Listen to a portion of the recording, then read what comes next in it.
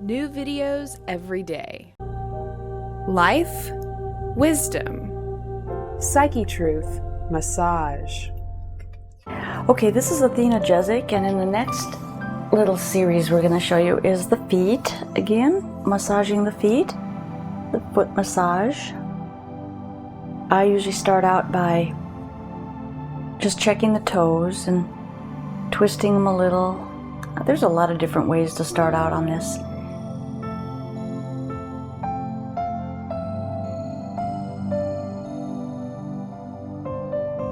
And then I'm pushing into the pads and letting the toes have some range of motion.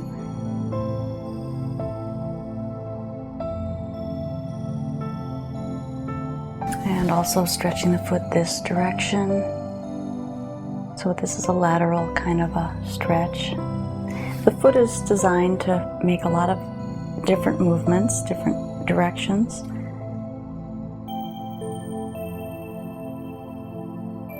I don't know if any of you are familiar with these. They're called toe socks, and they actually have individual places for your toes. Those are very helpful to wear.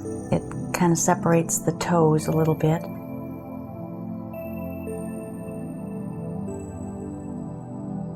They don't even feel bad to wear. These look weird, but they feel pretty comfortable. There's also shoes that I've seen that are toe shoes that are not like dancing toe shoes, but the shoes that have each toe, and those really look funny. I've even seen people in Austin running around running in running toe shoes, and that looks like they're running barefoot. So it is good for the foot if you have some kind of foot problem that you feel like you need to stretch those toes. I would recommend looking into that kind of a foot device. And now I'm applying some oil on the foot. And starting with the little toe, I'm going to pull this up and just rotate a little bit here. And stretch it a little, and then draw this up.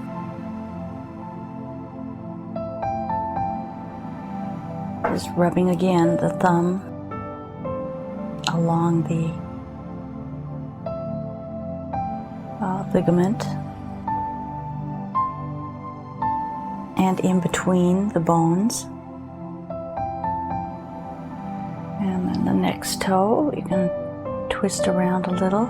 You can actually feel both joints. You can articulate both joints and the joint a little farther down.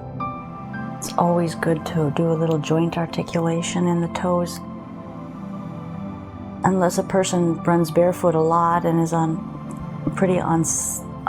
smooth land, rough ground, the toes really aren't getting a lot of range of motion. So it's good to apply that if you're working on someone's feet, to rotate it around and give them some movement.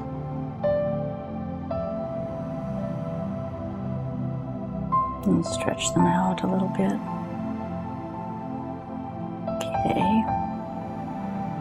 And then going between, if you're going on top of the ligament, then you want to be a little gentler because there's quite bony surfaces there, but between the bones, you still go gentle, but it's a little bit more pressure going between them there. And we'll continue to articulate each joint of the toe.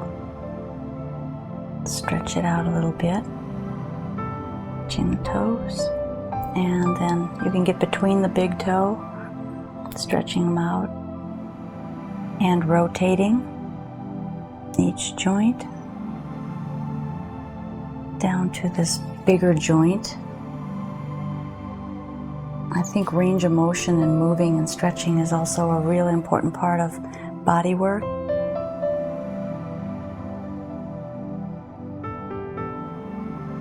And studies are showing now that free flow movement, when you're just moving very free, not in a choreographed type way, that it helps actually hold back on certain conditions where our memories are getting short.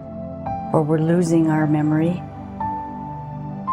That kind of movement keeps the brain active with ipsi and contralateral movement. And here I'm rotating along the arch of the foot.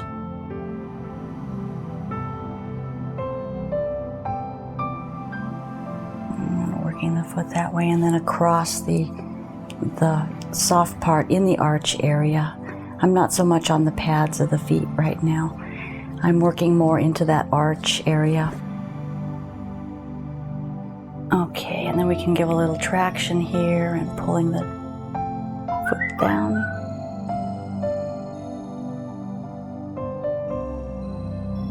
And okay. And then we'll go to foot number 2.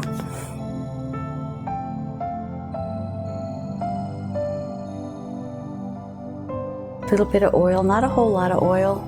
The feet will tend to absorb it sometimes faster than the rest of the body, because the bottoms of the feet are oftentimes a little drier with all the padding. So we can start out here, pulling a little bit, stretching, doing lateral stretching here. And then starting up with the toes, articulating the joint. Taking little articulations. These toes are hinge joints, so they move like a door. So you don't want to yank them from side to side, but there is a little rotative action that you can do with it. Just want to pay attention to what you're doing. Remember that somebody is feeling what you're doing. If you're not sure, you can always check in with them. I used to tell my people that I would work that if anything comes up that's a negative kind of pain pattern, in other words, it hurts so bad, to tell me, because we don't want that kind of a pain pattern. But sometimes when things feel intense, it's like a hurt so good. That kind of a pain sensation isn't as critical to stop working into, but it's a good idea to keep checking in with the person on the table or floor to anything that might, be uncomfortable, or if the intensity is just more than they feel is comfortable, because we don't want to take anything into a destructive pattern or a pattern where we're going to cause injury. So if pain in a negative way does come up, just get out of the way and don't pursue it. That's my recommendation. And I'm sure that there are modalities where that kind of pain is warranted, and that's fine, but be sure that you know what you're doing if you're going into pain.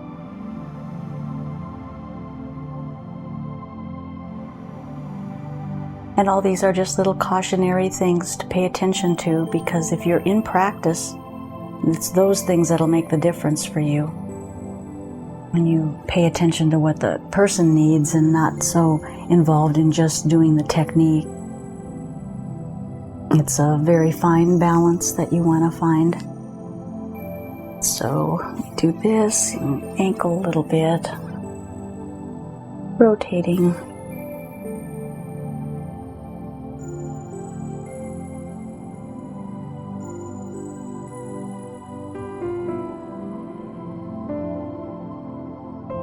And stretching.